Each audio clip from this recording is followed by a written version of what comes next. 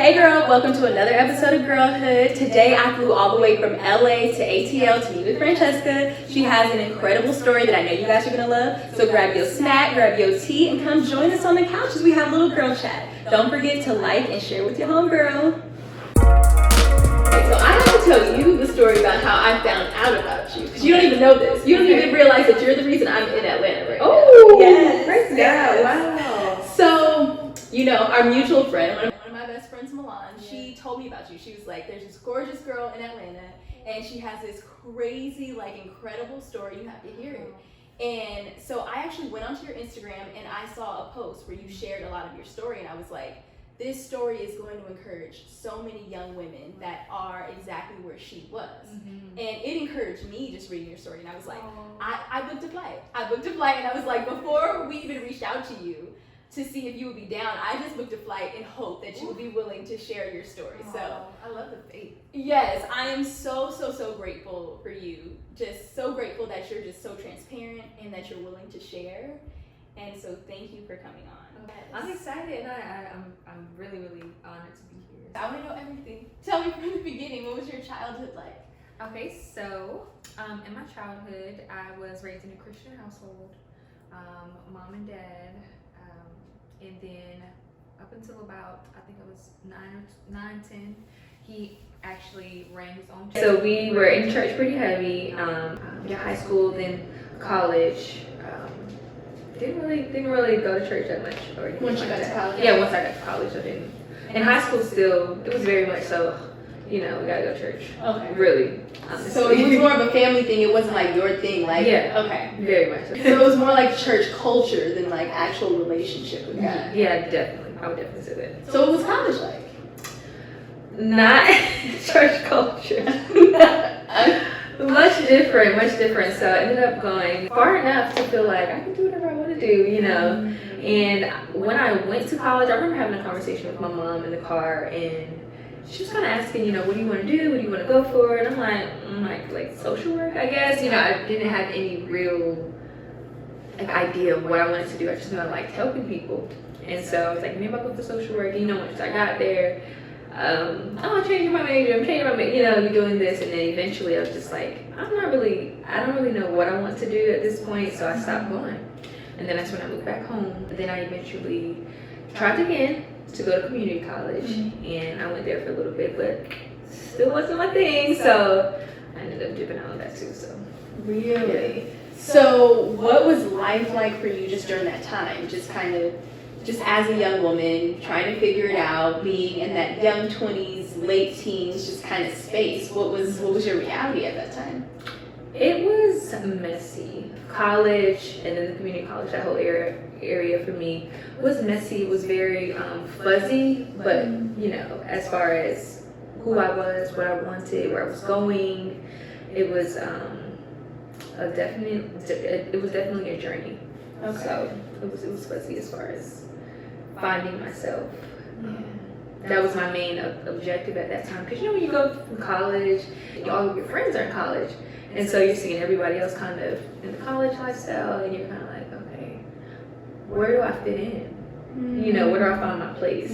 So that's what I mean when I say like it was fuzzy. It's like, okay, this is confusing. Yeah. You know, it didn't seem like at first, like, it seems like it's going to be so much fun to have that restriction off. You can do whatever you want and everything. But for me, it was kind of like, you know, kind of being in the confines was a little more safe. So once I got to find out for myself, I found out I didn't know who I was, you know. So what did you feel like everybody around you had, like the people that were thriving and in college and doing all the things? What did you feel like you were missing, or what was the disconnect for you? Well, a lot of my peers at the time who obviously, you know, Instagram Instagram wasn't that big back then, but you saw, you know, a community. Facebook, I think, was probably bigger at that time for us at least. I saw them, they looked like they were thriving as far as knowing who they were, you know, some type of purpose, some type of accomplishment, some type of meaning to themselves. It's like, okay, they're fulfilling something, they're getting closer to some type of goal. You know, the college and the hat, and you're throwing it up, and your parents my baby, you know? And you're like, yeah, I really did this thing. And so that's what it looked like they had, was some type of purpose and accomplishment and meaning. So that's what it looked like for me. And so you felt like you didn't have that. You had no idea what your purpose was, or what did you feel like was missing for you? Like, what was there, emptiness? What was it? Well, I feel like it was. Were you having personal struggles at that time? Yeah, I felt like it was definitely confusion, because I'm like, I know I'm a creative. You know, at this point I've understood that I'm creative and I want to do songs. And at the time I was aspiring to modeling and poetry and songwriting and instruments. You know, all of these different things, and life was pulling me these different ways. But I felt like when I expressed those things to the people that I was like looking for the affirmation to, it wasn't like, oh yeah, that sounds like, it was kind of like no, this is the right direction to go. This is where you find accomplishment. This is where you find purpose. And this is where you'll be the most successful. So for me, it left me kind of in this place of saying like, oh gosh, you know, I guess maybe I wasn't created right. Maybe there's something wrong with me. You know, I don't fit in college. I'm just kind of looking around like, this is not my thing. Like, and for most people, they're like, that's their thing. And that's where they, you know, they found purpose. They found a lot of identity. They found their friends for a lifetime. And for me, it was kind of just severed. And I was left kind of like in a place, in a room alone, while you kind of saw everybody else just going about their life, you know, looking out the window like, okay, wow, I gotta figure this thing out. Yeah. So what did you start to do to try to fill that void at that time in college? And at that time, I know I saw therapy for a while, for a small point. I don't know if I heard about it in college or like some like flyer or something like that. This was when I went to the community college. I went there for a little while, but they would also diagnose you. So if you think you have this wrong and that wrong, it was also like a clinic therapy type situation. So they allowed me to get Adderall at the time, which would help if you felt like you had ADHD or you couldn't complete the thing, you know, your task and all of that stuff. So when I would take the Adderall, I would feel like, okay, I can do whatever I want to do. It give you this illusion, like you kind of feel like, not even an illusion, an actual feeling of, I want to clean my car. I want to do all of my homework. I want to like, you know, just clean my room and do this and get all of my life in order. And so then I would quickly notice when I wasn't, you know, regularly taking it, I'm like, oh, maybe I'll just take 2 today. You know, like I need just a little more boost. Yeah, I'm gonna take 2. And then it's like, oh, the next day, let me just not try. Let me just do without it. Yeah. And when I would try to do without it, it seemed like I didn't have that same boost, and it made me feel that much lower. Because it's like, you know, your normal life, you have your normal productivity or your normal ambition. I'll use that for like better words. And then the Adderall kind of takes you here as far as like, I can do all of these things. You feel like things are more clear. Like a false productivity. Yeah. Okay. So back at that normalcy, now that you've experienced that, this seems, you know, like mediocre. And so that now that you've been up here, it brings you all the way down here. And so you want to keep, you know, and then once you get accustomed to a certain drug, you always have to have more. So at that time, when I was in college and when I was the community college and I was kind of falling off, going like once in a while. I might go to 1 class or 2 classes and eventually, you know, they kick you out because you're not doing what you need to do. Yeah. So to answer your question, at that time, that was my thing. It was like, oh wow, I found this thing that kind of made me feel like I can do more. I remember one night I had a test due. Was it a test? Yeah, I had a test the next day in history, and I took that. I stayed up all night and I studied like, you know, the entire situation of all of what I had to do, and it was, when I came down, it was like detrimental. It was like, I can't function without this. You know, I don't want to go back to normal life. You know, and that sucks. I don't want to not love my, you know, life as it is. So yeah. That's what I kind of went to unknowingly. It was kind of something I stumbled upon because I was like, oh, this should help me. But it actually hindered me because it was a false sense of meaning, I guess, if that makes sense. So it was what you were looking for, but a counterfeit version of the fulfillment. That's a perfect explanation. I see. Yeah. So from that point in your life, still seeking, still trying to find yourself, now needing this drug, what was kind of your plan to just better your life from that point on? Well, after that, I ended up dropping out. Got kicked out of college, I guess, and moved back home. I had a lot of strain with my the relationship between me and my mother at the time, and which is really common at that age, I've noticed. Yeah, because I experienced that as well. Mm-hmm. And you know, you look back, especially now having my own child, it's kind of like, you know, just so hard-headed. I was hard-headed. But a lot of what I wanted was approval for where I was. You know what I'm saying? Not necessarily for where she wanted me to be at the time. And so that's normal though, because parents have a vision for you and they want the best for you ultimately. But at the time, you're kind of like, am I good enough here? Yeah, I want to be accepted here. I want to be, you know, nurtured in this place. I want to be, you know, I might look a lot differently from these other success stories, but I can still be successful. Like, tell me. No, that's real. You know, tell me you're proud, even if I'm not doing those things that you want me to do, but where I am. So, but so after that,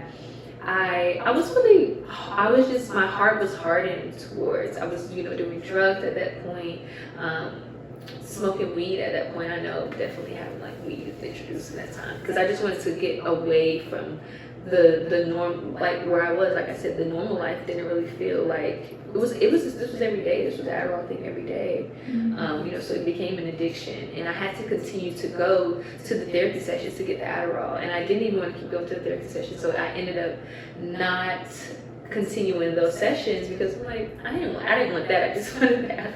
And, you know, and so then that's when the weed came in, you know, so it's kind of like a filler. It was like, okay, this will give me some type of, it puts you in a very I don't care mood. And so it contributed to just me feeling hardened?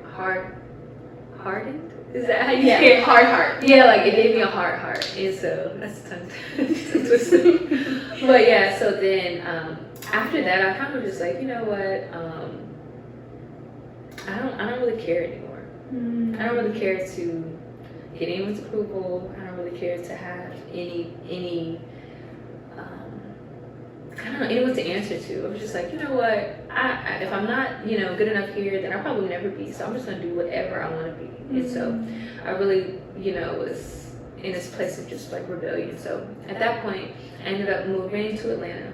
And actually, now that I think about it, I completely forgot. So my best friend at the time, we decided to go to CIAA, which is in Charlotte, North Carolina. And the basketball players are out there, like, you know, all of that good stuff.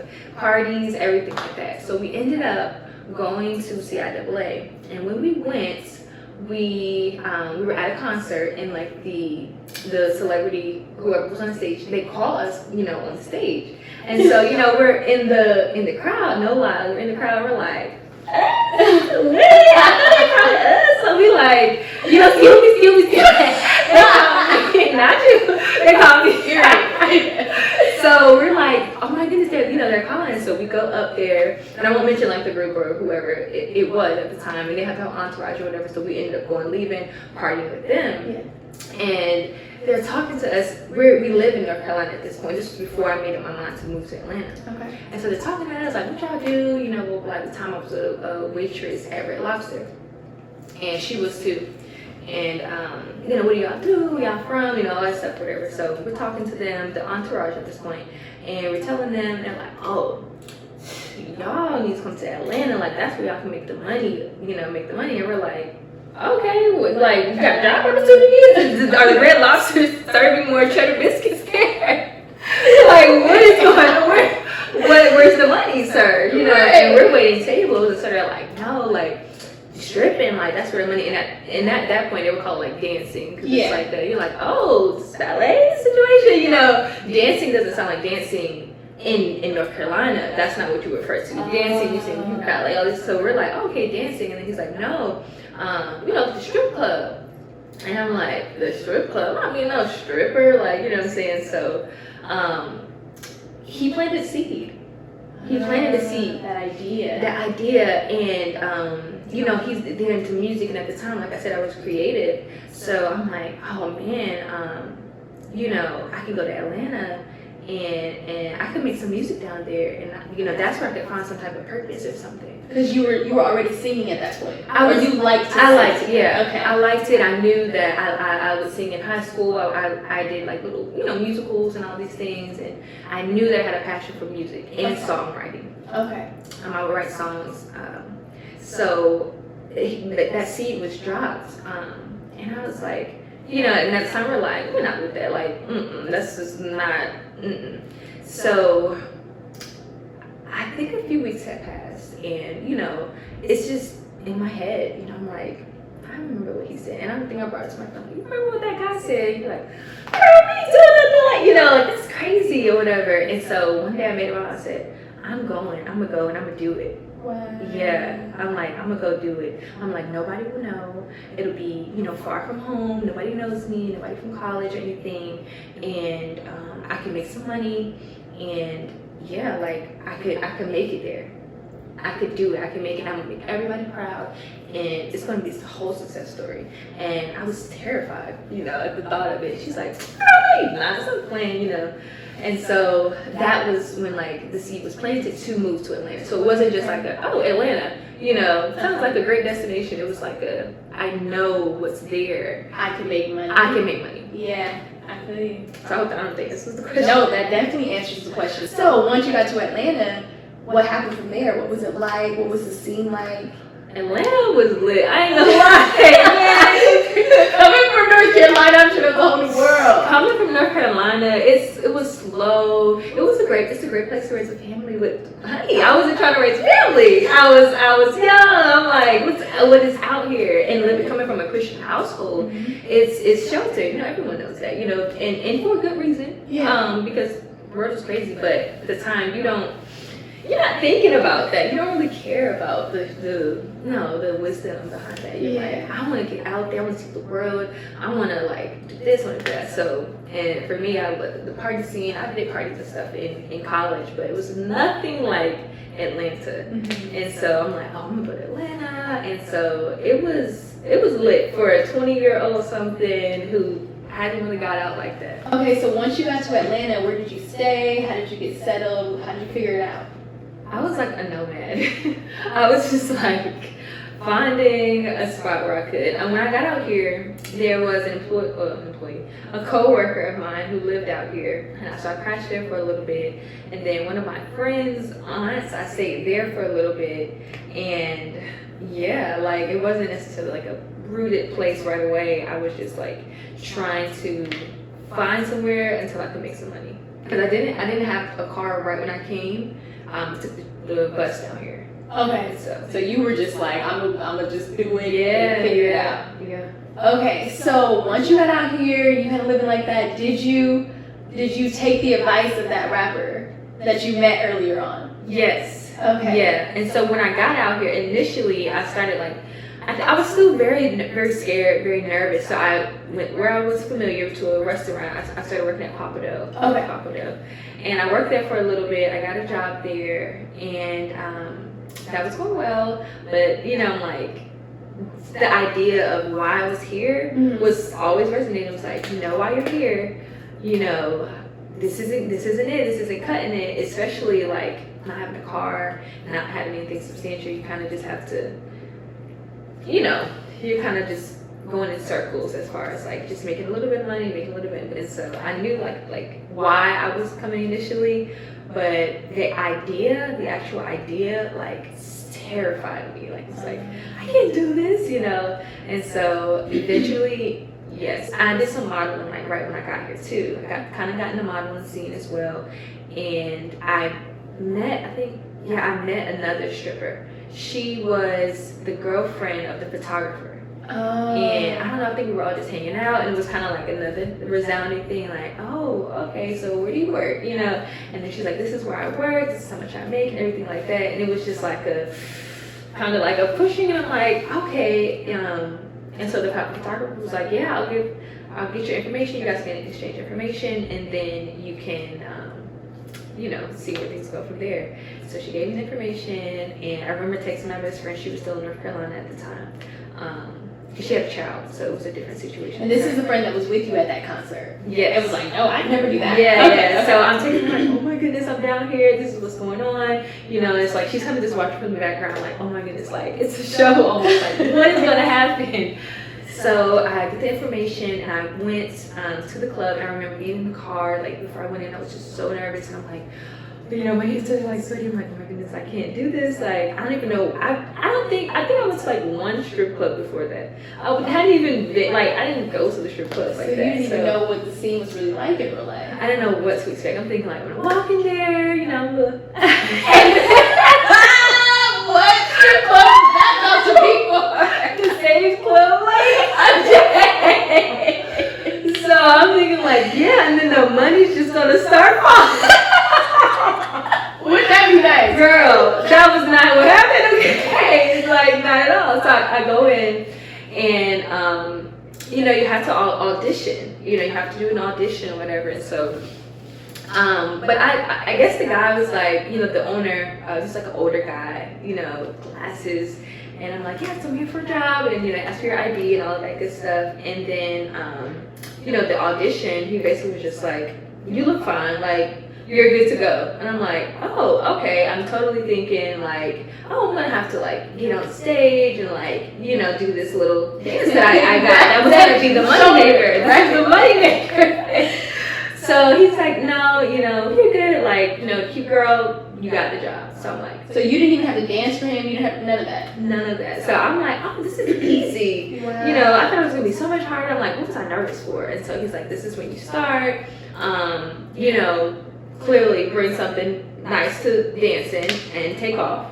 And so I'm like, okay, cool. So I end up calling my friend. I'm like texting her like, I got the job, and I'm thinking like, oh, I'm about to be a millionaire. How foolish was I? Wow. That was not at all how it went. So I get the job, and I can't even remember what the first night was like, but I was, very much so trying to show that it wasn't my first night, that I was like, been doing this, like, I'm here, So yeah, it was crazy. Like, it was, I think, what you would imagine as far as the women and the fighting and I don't know, it was terrifying. I can definitely say that, but I had to really act like, okay, I'm not terrified at all. You have to walk up to these complete strangers and ask them for money, and you think that's so easy. So your very first night, how did you figure out, like, when you go up, when you dance to, how you navigate the room? Like, how did you know what to even do? Did you have anyone like to talk to in there? No, you're like a deer in headlights. Now his girlfriend did work there, but she worked the day shift. So I go in, and yeah, I was terrified. I'm like, oh my goodness. They will call you up, and they'll say, most likely you're after this person, Okay. So if you see that person up, you kind of know, it's kind of time for you to go up. And so that's kind of how that was. And yeah, it was so awkward. Like, I know I looked like, girl, what are you doing? So right now and for some time, the Atlanta strip club scene, the Miami strip club scene has been seemingly really popping. Like, I know a lot of young girls, even in high school, are aspiring to be strippers. And it sounds almost ridiculous to some people, but it's real. It's so glamorized on social media and in music and even in TV shows. And it seems like you go out there, you do a little something, they just drop in 20 racks from the ceiling. Yeah. And girls are putting their money on there, and they're getting the implants and all the things, and some of them are marrying rappers and having babies by rappers, and so they're set for life and start their little lash bar, and they feel like they can strip for a minute, get them racks, and then move on with their lives. Mm-hmm. So it seems really glamorous, but you've gotten to experience it from the inside. So can you paint that picture of the reality of what it was like for you and what you really saw from the inside of what it really was?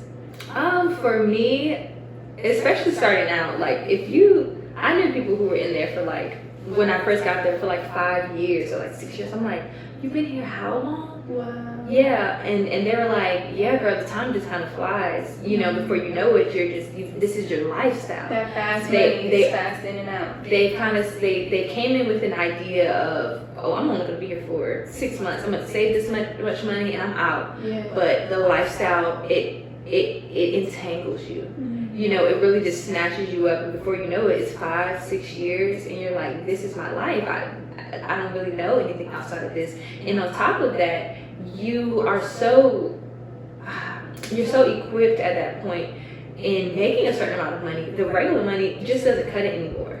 So unless you're doing, like, you get your doctorate out of nowhere, you know, and you're, you know, doing brain surgery or heart surgery or something, like, you're not making that type of money anywhere else. And so that type of lifestyle, almost like a drug, definitely like a drug. You become addicted to it, and so then it's like before you know it, some people say, like, girl, you ready? You know, if you're trying drugs, like, be careful with it, because you might be the one that gets caught up in it. Yeah. You know, that becomes addicted to it. Some people try something and no, it wasn't for me, didn't happen. Some people try it and that was their first time, and they're always chasing that next high. Yeah. And so for stripping, it's very much so a similar idea, because they're looking for that next 20 rack night, or, you know, whatever night. And that might not ever come, but you say, oh, I'm gonna get it back, I'm gonna get it back, I'm gonna get it back. And you become an I'm gonna get it back type of person with your, you know, with making that type of money. And so, yeah, I can say that to the people who are like, you know, I'm gonna go in real quick, I'm gonna make this little buck, and I'm gonna get out. I'm not saying there's not girls that are doing that, but I ran into a lot of people who it was like, I'm coming in, I'm getting my shot, I'm getting my drink, I'm getting my hookah, I'm sitting down, waiting for the clients to come in, and, you know, this was my lifestyle every day. It was nothing other than being a stripper.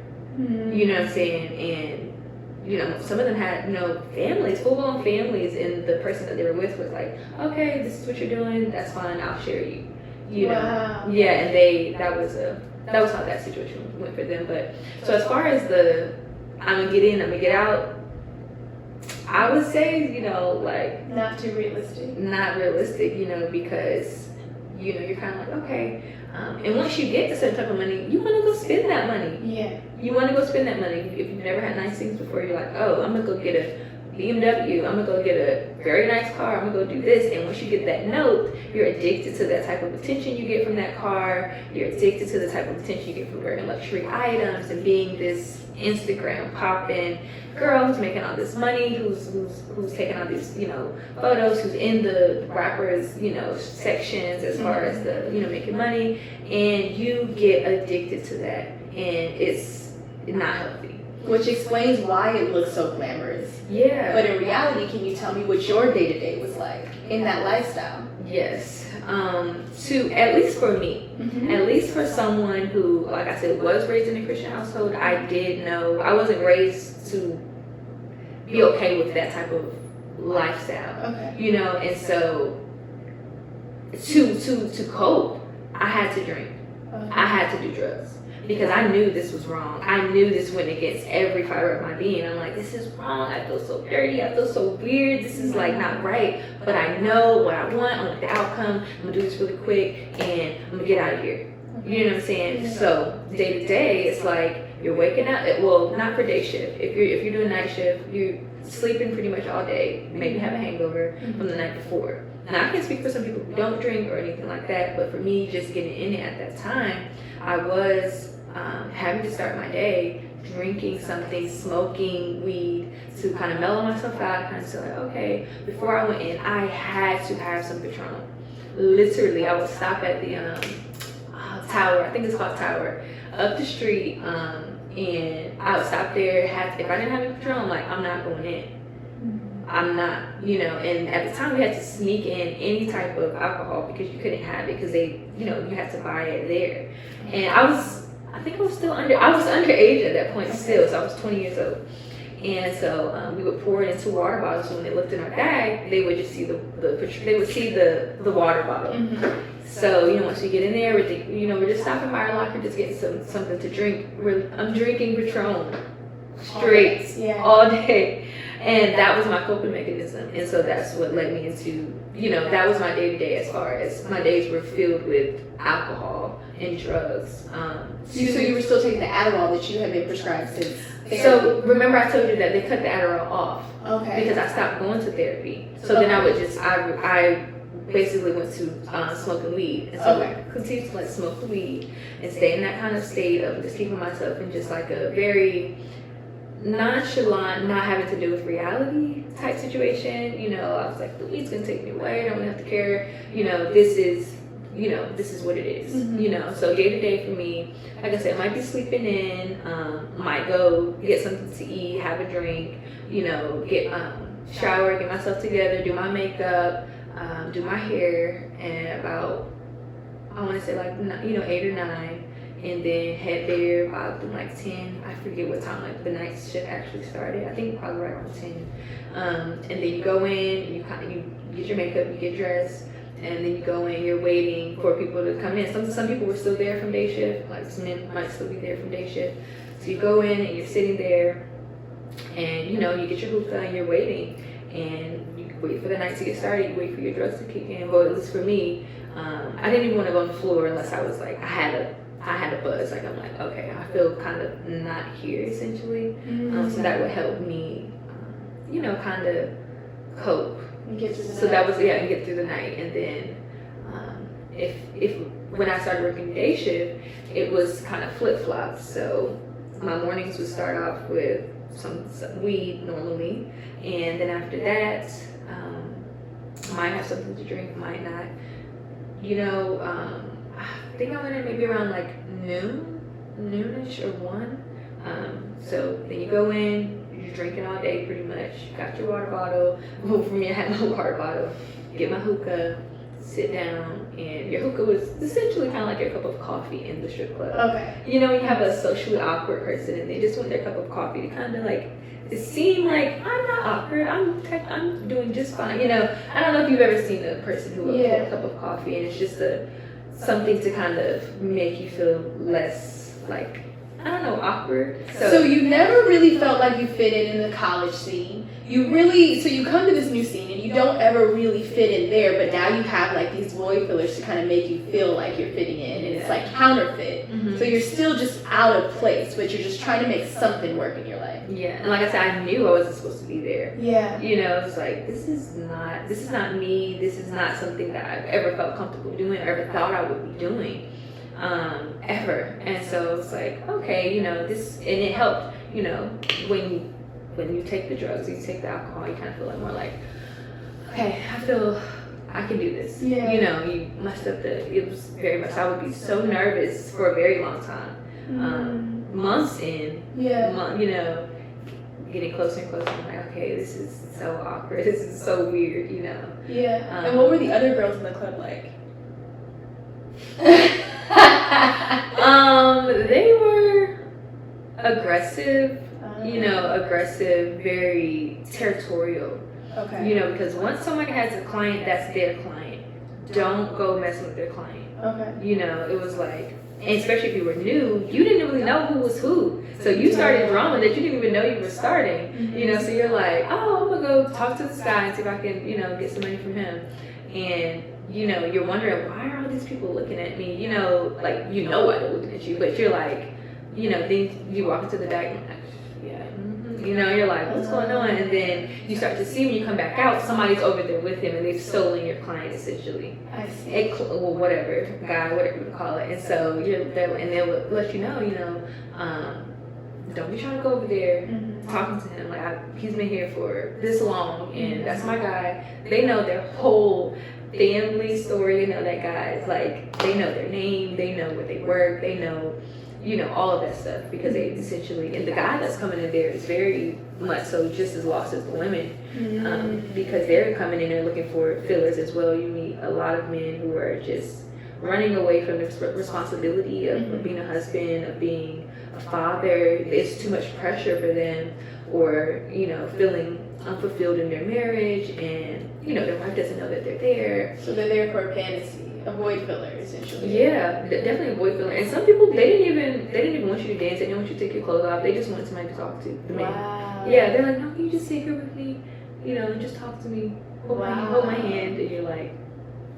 So they want like that feminine comfort, like they're missing something. Yeah. Some sort of fulfillment. So both ways you could see the way that this establishment was just it was a dark hole, you know, for the women who were in there to continue cycling, and the men, it was just like, you know, it was just interesting, you know, to see like, wow, like very grown man who looks like he's seemingly, you know, he's got the collar, and he's very much so still also searching for some type of identity or to feel wanted, you know, for like he was important because he had the money and he knew that somebody was there wanting that money and will talk to him because they want the money. Wow. Yeah. That is very interesting. Yeah. Huh. So you met a guy. Yeah. So tell me about that. So I was in Atlanta for not very long. I want to say maybe 6-7 months, maybe longer than that. And I met this guy at the club one night. Okay. We were, it was me and my friend. She was also stripping at the time. And we went there with some music people. We weren't supposed to go in. So this isn't the strip club, this is a regular club? Yeah, this is y'all went to a party? Yeah, okay. This was at Mansion. So we went to Mansion, and we went in, we weren't supposed to go in. There was a bunch of drama that night, like who's going where, this section, who got the section, all this stuff. So I was in the car, like, we can go in, we can go home, I'm good, whatever. Yeah. So she's like, no, we're gonna go. So we go inside, and you know, we're partying, got a drink, stop by the bar, and we're on. So if you ever been to Mansion, you go in, there's like two sides, and there's like the floor, and then it's the stage straight ahead. So we're over here on the top part in the section, and then I see this guy on the floor, like all the way across the club. And I'm like, who is, I was very much so, coming from that strip club environment, I only saw men for money. I didn't really care to have any type of real relationship with him because I just left a long-term relationship of infidelity, and I gave my all to someone just to, you know, trying to do it all. I'm doing this, I'm doing that, I'm doing this, and it still wasn't enough. So I came down, like I said, contributing to the heartedness. Was like, you know, freaking everybody. I don't really care, you know. So I was seeing the men or, you know, relationship as like, I don't want a relationship with you, but whatever you can give me, I'll take. I see. That's really common right now. That's it's always been common, but it's being glamorized right now. It's all the music. Yeah, it is normal. Yeah, it's becoming normalized, which is interesting. So I see him, and I was never the type of girl at the time to like be like, oh, like I'm gonna talk to this guy. I didn't really feel like I met anybody like that. For a while, so I'm like, oh man, he's cute. Like, and it was far. Like I saw this. You guy. spotted him. I was like, that's me right there. That's all me. Okay. I know the feeling. Okay. And so she's like, ooh, where? You know, like this guy right there, or whatever. So then the people we ended up coming with, drama continued, and they ended up leaving. But we were like, we're gonna stay, we're gonna hang out, especially me after I saw him. So I was like, okay, I'm gonna go. So we moved to like another section. We knew another promoter there, so we just went to theirs. And I still keep my eye on him. I'm, you know, enjoying myself, whatever. We're chilling, and I see him get up, and I guess he was talking to whoever, and then he starts walking out. So I'm like, no, I think he's leaving. I'm like, girl, he's leaving. She's like, no, he's not. I was like, yes, he is. Look. And so she's like, I'm like, no, I can't let him leave. So we ditched the section. We're like, we'll see y'all later. And we go down, like there's some steps, and so we're like trying to go down the steps. And we get kind of, the bar was like in the middle, so we get about right there, and then we realize he's going to the bathroom, girl. You chasing him to the toilet? He was going to the bathroom. I was like, oh my goodness. And I'm like, can I have a handy, please? Because I'm like, what am I doing? I'm looking so crazy right now. And of course, I don't think he saw me. It was a packed club, so I was seeing him. He had a white shirt on too. So I go to the bar, and I'm like, you know, getting a drink. And then here comes some guy trying to talk to us. Of course. I'm waiting for my man to come out the bathroom. Always the wrong ones. Every time, like, sir, you know, I'm sorry. No. You see my man. Like, didn't know him. Like, just spotted him, but was like, I got this. So he comes out, and he's standing by the bathroom, and he's like, the guy's talking to me, I just walked away. I was like, look boy, I ain't got time for this. So I walked into the guy, and then I was like, hi, how are you? And he's like, what's up? Like, I was like, nothing much, just, hi, this is my name, And You had that liquid courage, girl. No, I knew, but even if, even if he was just straight sober, that was it. Oh, yeah. All right, I feel you. Yeah, I'm like, hello, and he's like, oh, okay, this is my name and everything. And so he's like, oh, so we end up having, short, casual, small conversation in the club. And he's like, so I can have your number? Or, he's like, is this, you trying to get me to buy something? Or like, what's this girl just walking up to me? So I'm like, oh, yeah, that's exactly why I came over here. And I'm like, I'm going for it. I love it. And so he's like, oh, okay, so, and then after that, I think we were like, okay, we're going home now. So we ended up leaving, and he texted me right before I left. And so then that's how we started talking in Atlanta. We just started from there and just started hanging out and stuff. So at that time, he didn't know about what you were doing, how you were getting money. No. I don't even think we ever really talked about that. I think it was just like I don't know if I'm lying about it or something. I can't fully remember, but I know I didn't tell him. Okay. Yeah. Okay, so y'all were cool, y'all were talking, you were continuing to live your lifestyle, and you had a roommate at this point, right? Yes. Okay. Yep. So I ended up, getting enough money, ended up rooming with my friend who ended up moving. So then we ended up getting an apartment, and then we ended up getting apartments together. So at this point, you're still living the lifestyle, still drinking every single day, getting high every day, just kind of like that's your normal routine. Yeah. And that's just life. That's just what it is. Yeah. So tell me about when things started to change. Well, so I was starting to do music, and when I started doing music down here, I don't know, it was just like, is this it? Okay. I kind of was like, I thought this was going to be better than this. It was just kind of like a redundancy, and I'm like, like I said, with the money, as far as like, am I going to be able to do something else to make the same type of money? Mm-hmm. So I'm like, I gotta get rid of this music. I gotta get this stuff popping. So I started doing the music, and we're promoting, and we're doing all of these things. And then I'm like, I don't know what's going on, but it just wasn't fulfilling at that point. I knew that it was still what I wanted because I knew what I could get from it. Yeah. I've seen people make it, and they have a success story, and they have all these things, mm-hmm. and they're able to make something out of this type of lifestyle. So I was like, okay. So one night I was at my friend's house, the one we were at the club together. Mm-hmm. So I was at her house, and it was late.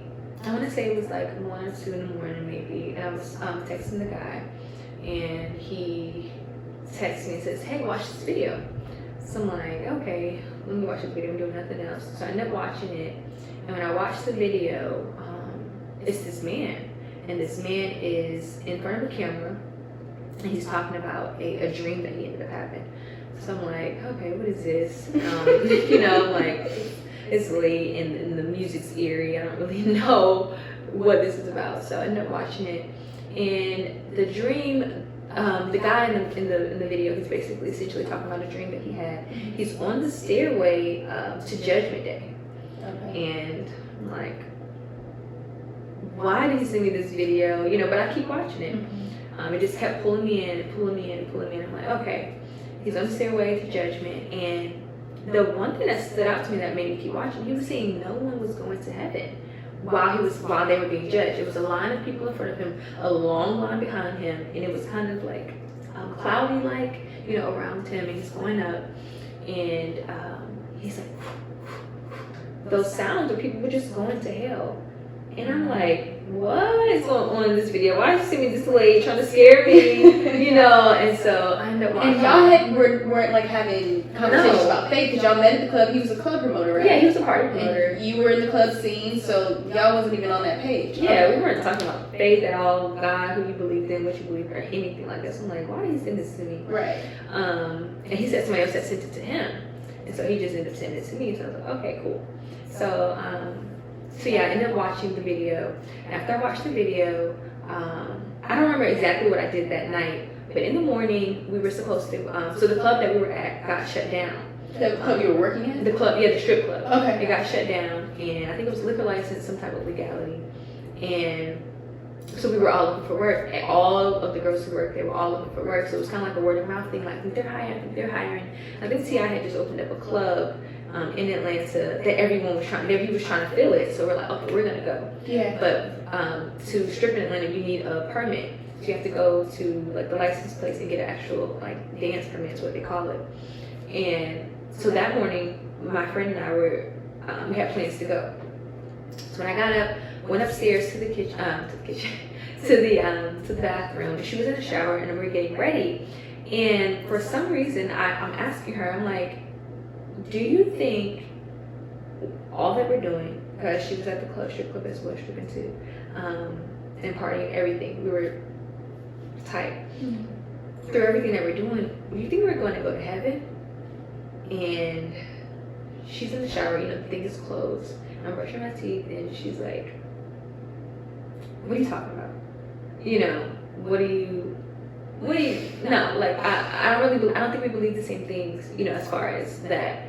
So that was as far as the conversation went. But right when I asked, you could just feel the tension in the room. Mm-hmm. Like, you know, I was like, I wasn't spiritual at that time, but I felt something shift in the room. Like, what was that? You could cut it with a knife. And I was like, okay, let me just not, you know, ask any more questions about that, whatever. I was like, I was just wondering, but, you know, whatever, you know, let me just, what am I doing thinking about all this, you know, stuff? Let me go get a permit and continue with my day. So we brushed it off, put some music on, and we ended up getting dressed, getting in the car. And like I told you, I was smoking weed at the time, and that was like my thing. I was a heavy weed smoker, and I didn't necessarily need anyone to have to smoke with me. It was just my thing. Mm-hmm. So when we got in the car, we hit like a small bowl. So we're hitting the bowl, and we usually hit a small bowl. So she hit it, and then she's passing to me, and she's like, you know, our norm. And I'm like, nah, I'm good. I'm good. And she's like, like I told you, this was my thing. Like, this was my normal thing. I didn't have to have a crowd, to have a buddy, and then I'm like fine by myself. Yeah. You're like, what do you mean you're good? Like, you know, she knew me to be a smoker and to always, if somebody has some weed, I want it. And if somebody's smoking, I'm on. But if they're not, I'll just smoke by myself. And so that was a very big like flag to her. Like, what are you talking about? You being real weird today. Because earlier you talking about we're going to heaven, doing all this stuff, and now you're talking about you don't want to smoke. Like, what's going on with you? I was like, I don't know. Like, I don't know. I just don't want it, you know. And she's like, okay. And then I ended up, we were supposed to go get the permit. I ended up telling her I didn't want to go anymore. Wow. And I was just thinking about so many things at the time. Like, I was like, no, I don't really want to go anymore. I didn't have a car yet. So I asked my other friends to come get me, who I actually lived with. I was like, hey, can you come get me from such and such house? You know, I just want to go home. And so she's like, yeah, I'm on the way. I'm coming. So she comes to get me, and when we get in the car, I immediately put the video on. It's all I was thinking about. The video that you watched the night before? Yeah, the video. And so I put it on, and I was just playing it. I didn't say anything. I just played it, and, you know, on the way home, probably 20-minute drive, enough time to watch the entire video. We get there, and I just turned it off, and we're both sitting, kind of just looking straight. She's like, what is she doing? Why are you playing this? You know, because if you don't talk about faith or anything like that in your friendships, it becomes very weird when someone starts to bring it up, and you're like, what you doing? Yeah. And so I stopped the music, the video, and I said, what do you think about what he said? Like, everything in the video, what do you think? And she said, wow, you know, I agree, you know, with everything he's saying, as far as like, I don't know where I'm gonna go after this. I don't know if I'm on the stairway to judgment, if I'm going to heaven, or if I'm going to hell with what I'm doing right now. Yeah. And I was like, me too, I totally feel the same way. Like, you know, and so I ended up telling her, you know, I don't want to live this lifestyle anymore. I don't want to do these things anymore. Like, I know that, like, what he's saying in the video is real, and I can't be on that stairway and be one of those people going to hell. You know, it was very real, so tangible at that time. Like, I was adamant, and like, it was like I was going like this, and it just U-turn. Like, my entire day went from like going to get a permit to go to a new strip club, to smoke and do all these different things, to like salvation. Wow. And she's like, what is going on with you right now? You're acting really weird. We got this music going. We're on our way. What are you doing right now? Yeah. And I'm like, I can't do this anymore, you know. And we get in the house, and I'm like, I'm done with the music. I'm done with the stripping. I'm done with all this partying, all this drinking, all this craziness. Like, I'm done with it. I know that God is calling me, and I am like, I'm done. Wow. And she's looking at me as my best friend who moved to Atlanta with me, well, after me, but it was for me to kind of get established, and then to her to kind of come down later with her child. And she's like, we're doing. So was she stripping at the time too? Yeah. So she started working at This is the same best friend that was at the concert with you that was like, we'll never do this. Yeah. So you encouraged her to come too and do it. Yeah. Wow. Yeah. Okay, so now she's looking at you crazy. She's like, what are you doing? Yeah. I just put my whole life on hold and came down here, and now you're talking some God stuff, talking crazy. And she's a great songwriter, so she would write some of the songs. We would do songwriting together, and she was also singing too. So we would do the shows, and we're putting on we're writing songs at the studios. We're like, kind of making a little buzz at this point, as far as like, I had a single going at the time, and we were getting, radio stuff, and it's going, like, things are going, and it was just like, we're about to get a new job seemingly, and it's new, we're gonna make so much money, all of these things, and it was just like a complete like fork in the road, and it was like completely going left. And so my friends thought I was crazy. Yeah. They're like, you're tripping right now. We're gonna give you a little time because maybe you just need to smoke and you'll be good. Yeah. Like, you forgetting what we have going here. And it was so direct. Like, wow. It was so direct, the feeling. Yeah. Like, you knew. It was, I could feel the weight of like what I was doing, the conviction. Because like I said, when I started at the strip club, I knew that things were not right, and I guess that's because I was raised in the idea of morals and conscience. I'm like, okay, this doesn't seem right. I know this is wrong. Mm-hmm. But the drugs and the alcohol, it helped to sear my conscience. Mm-hmm. It helped me to feel more like, no, but this is right. But this might not be right for them, but I can make it right for me. And so the drugs and everything really helped to get me out of that mindset of, in the isolation. I was away from family. I was away from people who knew me and who I should have been and what I should have been doing. And so I was able to run and hide. And so I found myself in this place of hiding and isolation. But coming full circle back around, it was almost like the veil had been lifted, and the conscience that I was searing, the conviction just came in like a flood, and I started immediately feeling like, no, this is wrong. And it was like God allowed me to see, how they say I was blind, but now I see. Yeah. That was the lyrics became, it became life for me at that point. So what about the guy that you were talking to that sent you the video and all that? What happened with you guys? So after he sends me the video, I ended up texting him and, just letting him know, like, this is what's going on with me and my friends. They kind of hate me right now. And kind of just let him know, like, where I was mentally, because, we were getting a lot closer at the time. We weren't dating at the time, but we were still, like, situationship, talking, hanging out. And so he tells me, I feel the same way. The same reaction that I had to this video, this man had the same reaction. That's crazy. Because like I said, he was a party promoter. He was working, his regular job, but at night, party promoter, you have to be at the club at least 3, 4 nights, 5 nights a week. Because you're constantly promoting, but you have the sections, you have the bottles, you have the, kind of the connect and stuff like that. So I'm like, okay, we need to talk, So he's like, okay, we'll come over around this time, we can talk about everything and, figure the situation out. So at this point, he knew what you did. He still was like cool with you. Yeah, he did say like, I'm gonna need some time.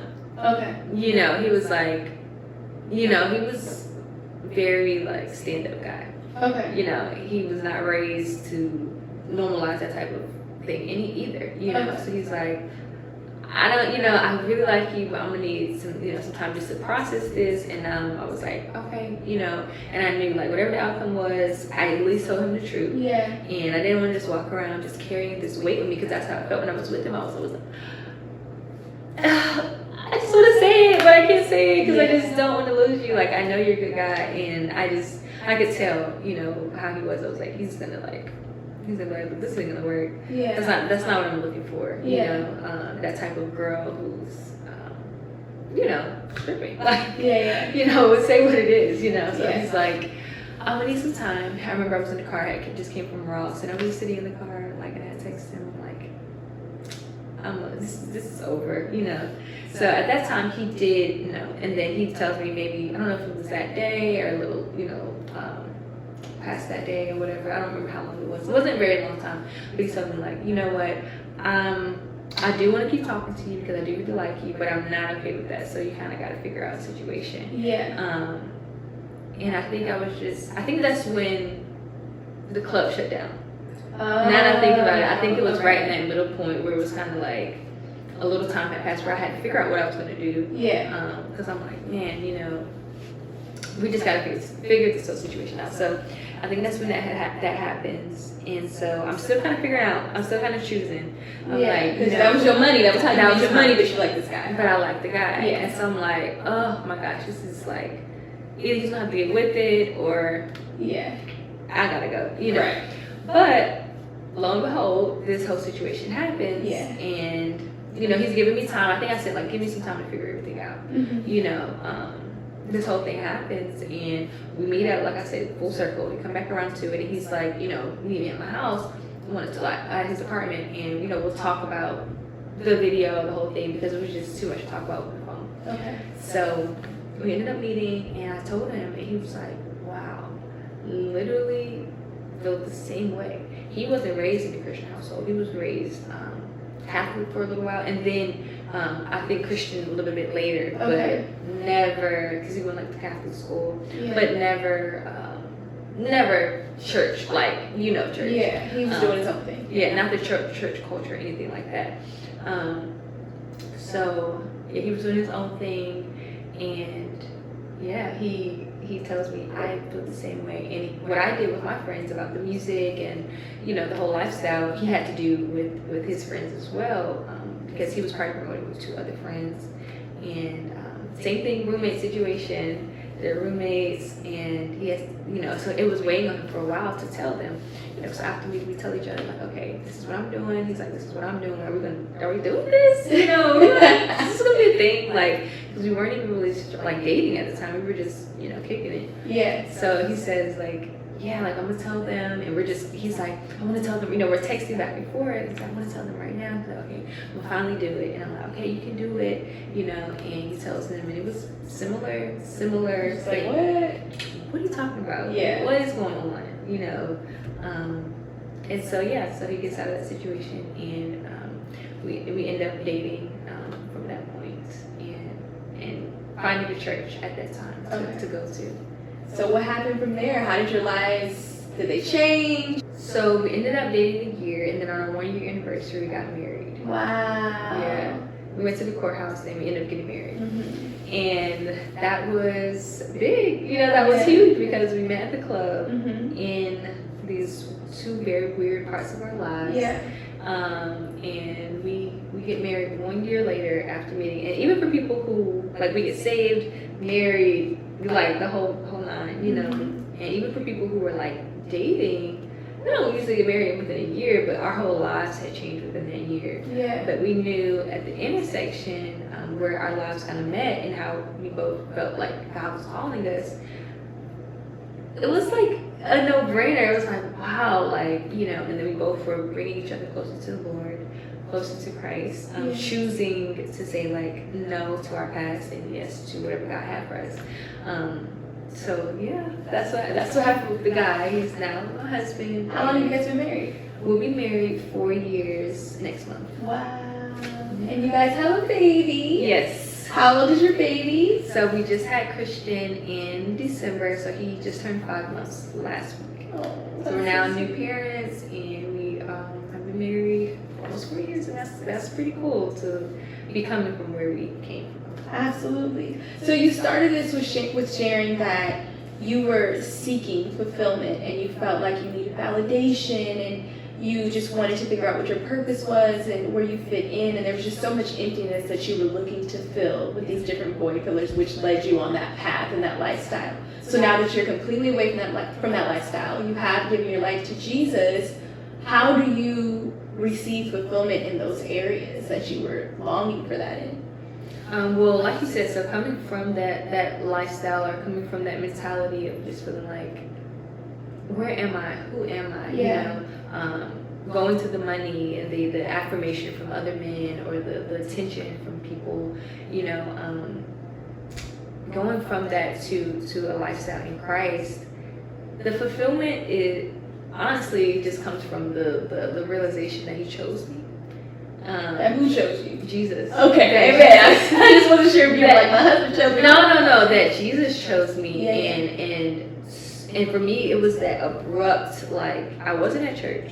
I was not pursuing Him. I was pursuing the exact opposite. Mm-hmm. You get what I'm saying? Yeah. Like, completely going down a complete, like 100 miles per hour, not stopping, no brakes. And He just, like, when you hear the song, Reckless Love. Yes. And there's no shadow you won't light up. There's nothing you will do to stop you from chasing me, pursuing me. So in that moment, of course, continuing to go to church, fighting the shame, fighting the you know, the feelings of like I can't raise my hands in here. You know, I'm not. What you've done. If these people knew what I've done, if they knew my story, they would kick me out of here. You know, these people are clean. These people have never done anything wrong. What church was you at? But coming to, you know, as a new Christian, that perception. You feel that way. Absolutely. These people are holy. They're not doing anything wrong. Yeah. They don't need, like, the way I need God at this point. Like, if they knew, you know, they would. I'm sorry. You know, exit stage right. Yeah, and that lie that we believe in those cases keeps a lot of people away from church, thinking that all these people are holy and pure, that they're going to think these things to me. It's like, we don't go to church for these people. We go to church for God, the one that He is the church. We are the church. Yeah. So, and of course, I feel like as you continue to grow, and as I continue to grow in my walk with Christ, you know, I get into that point where I'm finding, like, I'm still finding parts of my identity that I didn't know were even there. You know, I was like, wow, I didn't know I was courageous until someone asked me to share my testimony. You know, I didn't know that I had that type of boldness until someone asked me, well, what have you been through? You know, and the Lord gives me the unction to say, oh, wow, I have that type of, or understanding in the church, or not even in the church, but in this lifestyle of Christ, following Christ. You were a leader leading people to sin, and now you can be a leader leading people to Christ. Yes. And so still finding those bits of identity, saying, wow, it's a completely different lifestyle that I could live, that's glorifying, that's pure, that's something worth you know, mentioning, something worth sharing. And so to answer your question, sorry, around No, it's good. But so filling those void fillers, which were once drugs and alcohol and money and affirmation or sex, you know, it now it's coming from a place of belonging. Like you said, like I feel like you finally found where you actually belong. And the place that I never fully left, I just didn't know that this was a place that I could grow in. You know, because it was like, wow, like that was my roots. That was what I was raised in. That was what I was hearing it. It was kind of going over my head. But so that those void fillers. That were actually just sucking the life out of you. Now you're being truly fulfilled. Which is so different. And so the I can also say the things that God has done helped me to be like, wow, this is who I am. Pulling me into a loving relationship, pulling me into a place of having to stand in the face of adversity and saying, I'm going to choose Jesus even if it means losing my friends. I'm going to choose Jesus even if it meant losing the guy, you know, because that's what it was, you know. So when he put me in these certain situations, you know, you get in a situation like, wow, Lord, increase my faith. I want bigger faith. And he puts you in a situation that you have to have bigger faith. Yeah. So he put me in these situations that actually led me to find my identity. Identity, I hate saying it like that. Identity, you know, as a leader, or as a generational curse breaker, or as a mother, or as a wife, or as a godly friend, knowing that these things are building up a reward for me in heaven. It was an eternal backdrop in my head that helped me walk closer to a purpose that wasn't just temporary. Oh, yeah, this was a good moment. It was something that was saying, wow, being a daughter of the King is eternal. And I can't have a better identity other than that. So just allowing him to like unravel these pieces of my life have helped me to see there's something bigger, there's something greater, there's a bigger picture here than just me, just now, my shame, these things. You know, he's able to say, hey, I'm gonna give you a new chance. I'm gonna give you, you know, grace and mercy that you don't deserve, but I love you, and so I'm gonna give you this opportunity. And so that's what he did. So everything you were looking for everywhere else was in him all along. Yeah. And he had it for you right there. That is the sweetest love story ever. Yeah. That's Jesus for you. That is Jesus for you. So you talked a lot about your music and making music, and you came to Atlanta because ideally you wanted to make music. And so you gave God your life, and he's transformed it and everything, but he still allows you to make music. And so I just went on your page and watched your music video. It was, tell me the name of it. What's Love? What's Love. I absolutely love it. It's so beautiful. And can you tell the viewers where to find your music and your music videos and just the things you're working on right now? Sure. And also just to give a little bit more insight into the music and how that transpired. Right after that, I went to a complete hiatus for a long time because what I was using music for at the time was what I could get from it. The affirmation, the validation from saying, oh, I'm talented, choose me, pick me, look at me. Not, finding that in God and finding that in Christ, knowing like He validates me before anyone else could. So I was like, you know what, this is dangerous and I'm playing with fire here, so I'm gonna lay this thing down. So for an entire year, I think, or maybe a little bit more than that, I was really scared to touch music because of what I associated with. Yeah, I get that. And so I felt like he just took the grace off of me and said, like, you know what, until you get your heart right, until you get your desires right, until I rewire you and transform your mind, and renew your mind, I'm going to put this thing on hold until you're able to manage it well, and use it for what it's meant for, which is to give God glory, your gifts, your life. And so from there, after that year, it kind of just started creeping up. I started listening to, a beat here and music there. And then before I knew it, I was writing a song. Before I knew it, I was like, hey, listen to this song I just made, telling my husband. And he's like, okay, so then we're listening. So you should make this a song, And so before you know it, and I was so nervous to do it because I'm like, no, I just know where it's going to take me. Yeah. I know what I was looking for. I know how badly I wanted it. And, the Lord, He reassured me, I've snatched that from you, and I'm allowing you to now use this for my glory. And so from there, He just let me put one step in front of the other and start creating music. And as I started doing that and writing, it has been a beautiful journey. It is beautiful. And the What's Love song you heard was actually on the Intimacy project that we put out last year. Okay. And the one before that was Desires of My Heart in 2019. That one, and you see how long it took to actually create. We got saved in 2016. It was like 3 years of, just being transformed, growing, learning, myself, learning God, and all of these things. And so 2019 put out Desires of My Heart. That was the debut album, and then we did the Intimacy project and a few singles, and now we're working on a new project. So I'm excited about that. But you can find the music on my page, Franchesca Makes Music, and also on Apple Music, Spotify, Tidal. You everywhere, girl. Let them know. Pandora, all those streaming platforms, whichever place that you like to listen to music, it should be there. Okay. And so you can just, type in Franchesca with an H. Because you'll get the other Franchesca if you don't. Gotcha. So yeah. Well, I appreciate you so much for coming and just sharing everything and being so transparent. So I just want to thank you. Of course.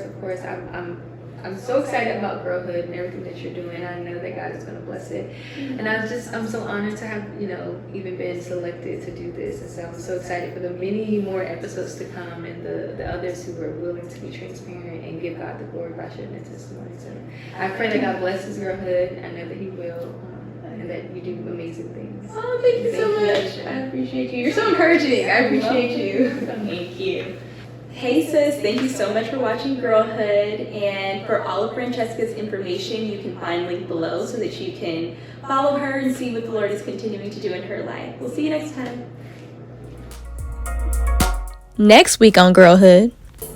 That was the beginning of me learning a lot of really hard lessons, which was you cannot run away from your pain. You can't run away from, even rejection. Like, you can suppress it for a while, but then it came back up.